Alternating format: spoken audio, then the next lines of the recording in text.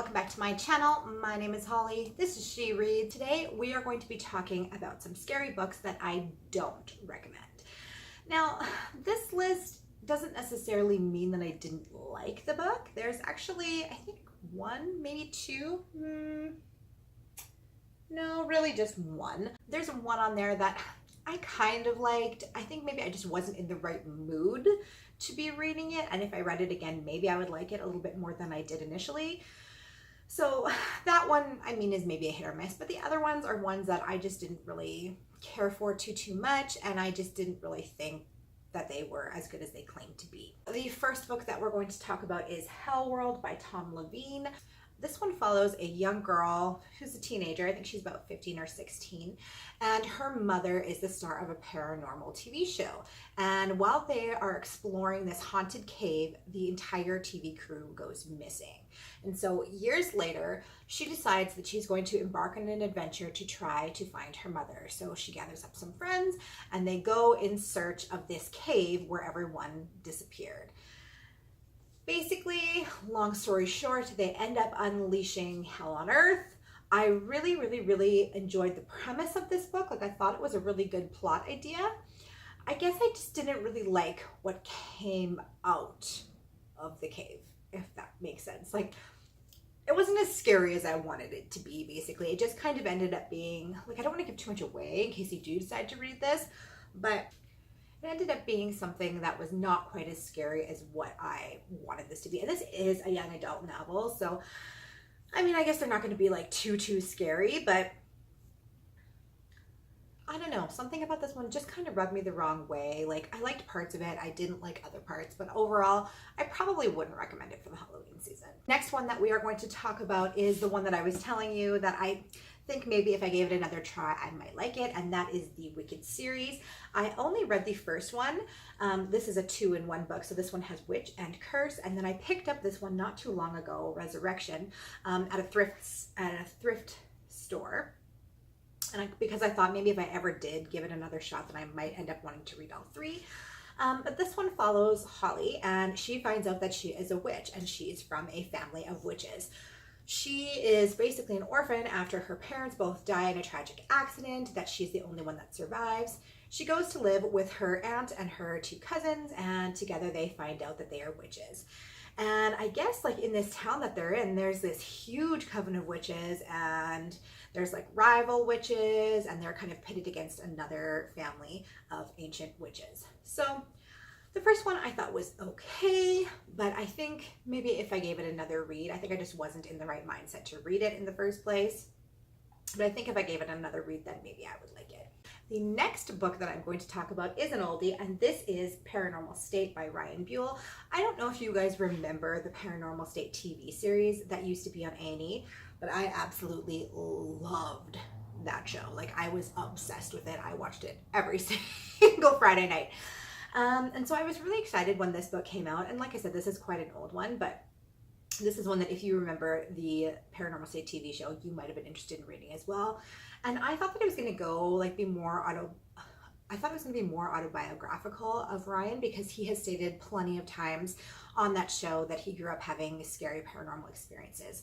So I thought it was going to like be a little bit more about his life and about the experiences that he'd had. But basically, it was just a recap of all of the episodes of Paranormal State. So every chapter was a different episode in the first season. So, I mean, if you've watched the TV show, then there's probably no need to read this one at all. The next book is one of the most hated books that I read this year. The Motion of the Puppets by Keith Donahue. I had such high hopes for this one. This one made me think of Goosebumps for Grown-Ups, because basically this follows the story of a woman who ends up escaping into this toy shop after she's been followed by someone late at night. So she kind of ducks into this toy shop, and whilst there, she ends up getting turned into a puppet, and she cannot leave. And her husband starts searching for her, and, you know, like, I just thought this is going to be like such a cool idea for a story, and it is such a cool idea for a story. It was just so freaking boring. It was just executed so poorly. The writing was just like, bleh. Just not a fan. Just don't read this. I've said that many times in many videos already of mine. Just crap. The next two books that we're going to talk about, I actually do not have anymore because I got rid of them in my last book, Unhaul, which I will link in the description box below. So I don't have the physical copies anymore because I hated them so much that I already got rid of them. But I will show you a picture of them on my phone. So the first one is The Devil in the White City by Eric Larson. And Peter Mon, I love you so much. And he is doing this book right now for his book club. And they were reading this, and I feel bad because I'm pretty sure that they're going to be disappointed with this. So this story is about the World Fair and H.H. Holmes. If you've never heard of H.H. Holmes before, he is America's first serial killer, and I am obsessed with his story. I have no idea why I'm so interested in the story of H.H. Holmes, but ever since I very first heard about him, I've just been so intrigued by him, and I have read so many books about him, saw so many documentaries about him, and he's just so interesting to me. But this book is not good.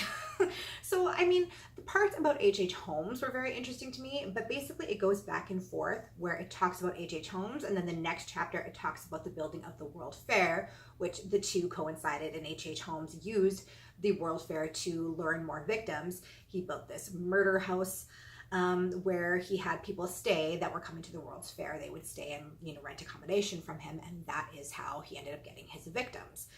So they did coincide, but it went into so much detail about the building of the World Fair that it was just so boring. So what I actually ended up doing was just skipping over those parts and just reading the parts about H.H. Holmes, which I found interesting, but the parts about the World Fair was very, very dry. So I do not recommend that book at all. And the last book that we're going to talk about is The Sleeping and the Dead by Jeff Crook.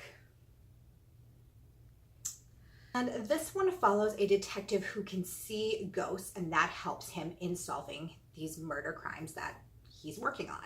But the issue that I had with this book was that the seeing ghosts was just very convenient, and it was only placed in times where it really helped him solve the murder. It wasn't a big focus of the story, whereas I think that's a really, really great idea to have for a story. But once again, I just don't think it was executed properly. I think it should have been more of a main attraction in the book, not just sprinkled here and there whenever it was convenient to make the story add up, if that makes sense. So that was the issue that I had with that one. Well, you guys, that is all the books that I'm going to discuss today. Let me know in the comments down below if you have read any of them and if your opinion on them differs from mine. I hope you guys are having an awesome day, and I will see you in my next Hollyween video. Bye!